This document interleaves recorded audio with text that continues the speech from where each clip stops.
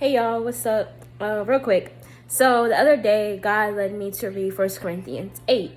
That chapter is basically talking about food being sacrificed to idols, right?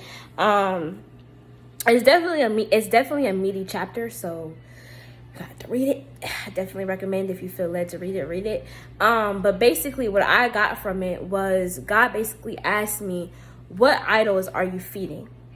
Like, he was basically telling me, like, as I was reading, he's like, the meat that is being offered and that they're talking about in this book is basically saying, like, it was the meat offered to the idols. So that's why people are saying, like, it was unclean to eat. But it also talks about how it does not make you better or less of a Christian or whatever if you eat meat or don't eat meat, right?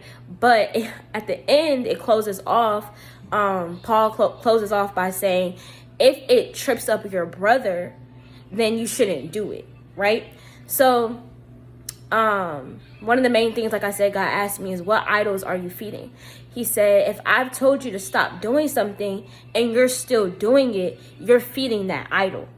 Y'all, it smacked me. So that's a question to ask yourself. What idol are you feeding? What did God tell you to stop doing or to put off that you're still doing?